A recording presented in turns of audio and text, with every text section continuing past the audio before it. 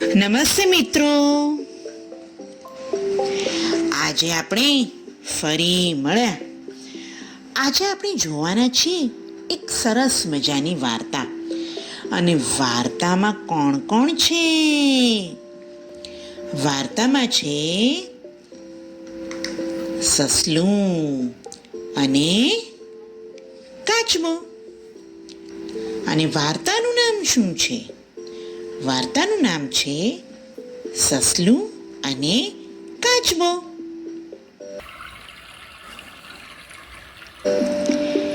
એક મોટું જંગલમાં ઘટાદાર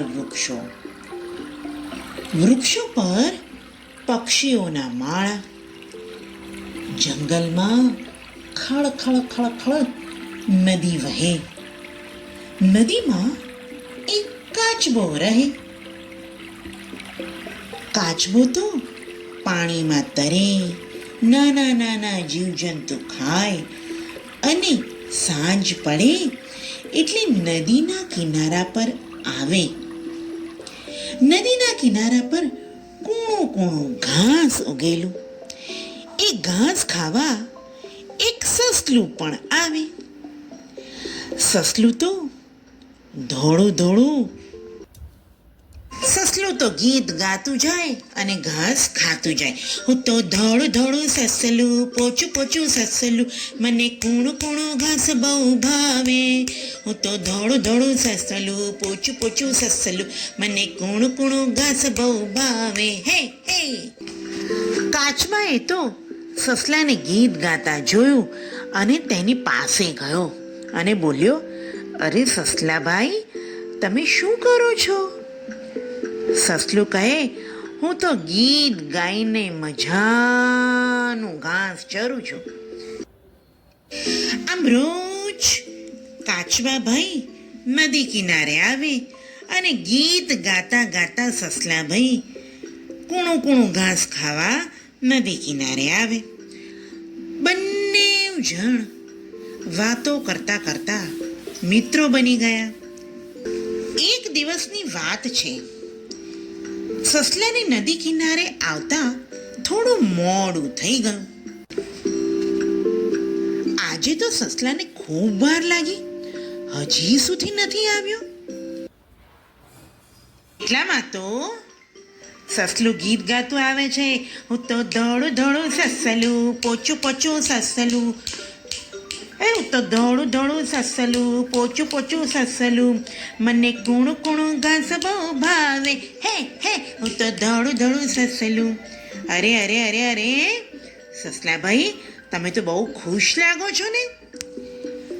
સસલાભાઈ, આજે કેમ તમને મોડું થયું? અરે કાચબા ભાઈ, આજે તો હું મારા મિત્રો સાથે રમતો હતો અને એ પણ દોડની રમત, અને હું જીતી ગયો. દોડની રમત? એ તે કેવી રમત? કાચબાભાઈ, દોડની રમત એટલે કે ભાઈ બધા જ એક લાઈન ઉપર ઊભા રહે અને જ્યારે 1 2 3 એવું બોલવામાં આવે એટલે દોડવાનું, એકદમ ફાસ્ટ દોડવાનું. અને જ્યાં સુધી કીધું હોય, જે લાઈન સુધી જવાનું હોય ત્યાં જે પહેલું પહોંચે એ જીતી જાય. એ દોડની રમત. વાહ, તો તમને બહુ મજા આવી હશે. હા હા, મને તો બહુ મજા આવી. સસલું કહે, કાચબાભાઈ, ચાલો ને આપણે બંને બી દોડની રમત રમીએ. કાચબો કહે, અરે સસલાભાઈ, તમે તો કૂદતા કૂદતા કૂદતા પહેલા પહોંચી જાઓ અને જીતી જ જાઓ ને. હું તો ધીરે ધીરે ચાલનારો, એટલે હું તો હારી જ જાઉં ને. સસલું કહે, અરે કાચબાભાઈ, અત્યારથી હારી ગયા? રમી તો જુઓ. કાચબો કહે, વાત તો સાચી છે, તો ચાલો આપણે દોડની રમત રમીએ.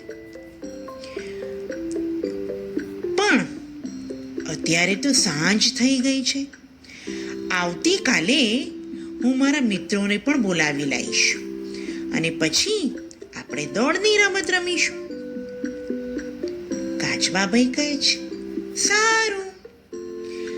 આમ કાચબાભાઈ પાણીમાં ચાલ્યા જાય છે અને સસલાભાઈ એમના ઘરે ચાલ્યા જાય છે. બીજો દિવસ થાય છે. સસલાભાઈ તો તેમના મિત્ર શિયાળભાઈને પોતાની સાથે લઈ આવે છે અને કહે છે, કાચબાભાઈ, શિયાળભાઈ જ્યારે 1, 2 ને 3 બોલે ત્યારે આપણી રમતની શરૂઆત થશે. કાચબાભાઈ કે બરોબર. હવે શું કરવાનું છે?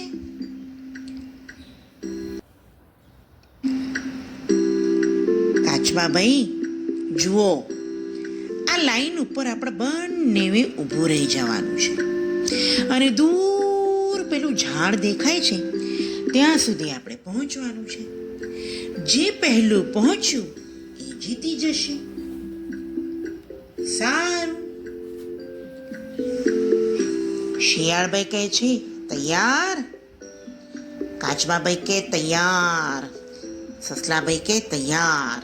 તો ચાલો, 1, 2, 3.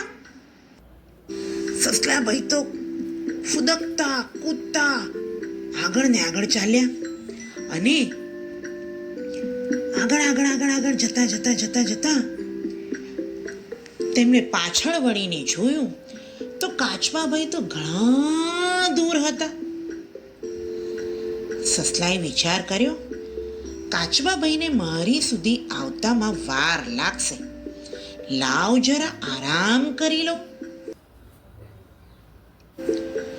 એ તો આરામ કરવા બેઠા અને ઠંડા ઠંડા પવનમાં સસલાભાઈને તો ઊંઘ આવી ગઈ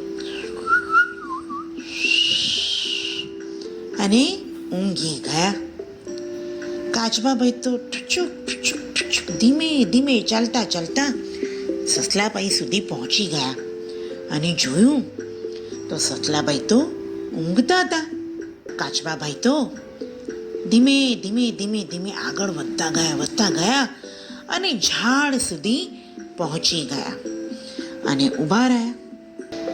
એટલામાં સસલાભાઈની આંખ ખુલી અને જોયું તો સસલાભાઈ તો પાછળ તો નહોતા દેખાતા. એમણે આગળ જોયું તો સસલાભાઈ તો ઝાડ સુધી પહોંચી ગયા હતા. અરે, આ કાચબાભાઈ તો ક્યાંય દેખાતા નથી. આ તો ઝાડ સુધી પહોંચી ગયા અને હું તો પાછળ રહી ગયો. સસલાભાઈ તો કૂદતા કાચબાભાઈ પાસે ગયા અને જોયું તો કાચબાભાઈ તો જીતી ગયા હતા. સસલાભાઈ કીધું, અરે, હું તો મારા અભિમાનમાં રહી ગયો. હું તો આરામ કરવા રહ્યો અને ઊંઘી ગયો અને એટલા માટે તમે આગળ નીકળી ગયા અને જીતી ગયા. કાચબાભાઈ કહે છે, સાચી વાત. એટલા જ માટે ક્યારેય કોઈ બાબતમાં આળસ ન કરવી, કોઈ વાતનું અભિમાન ન કરવું. બરોબર ને સસલાભાઈ? હા કાચબાભાઈ, તમે જ જીતી ગયા. આ વાત તો હું સમજી ગયો કે કોઈ પણ વસ્તુનું અભિમાન કરવું જોઈએ નહીં. દરેક પોતાની આવડતથી જીવતું હોય છે. બરોબર ને? હા, તો ચાલો પાછા હવે ફરી મળીશું. કાચબાભાઈ કહે, જોયું, તમને હતું કે આ ધીમો ચાલનારો કાચબો ક્યારેય નહીં જીતી શકે, પણ તમે તમારા ઘમંડમાં રહ્યા અને હારી ગયા. સસલાભાઈ કહે છે, સોરી, હું ક્યારેય ઘમંડ કરીશ નહીં. બાળકો, વાર્તામાં મજા આવી ને? બરોબર. હવે આપણે નવી વાર્તા સાથે ફરી મળીશું. આવજો.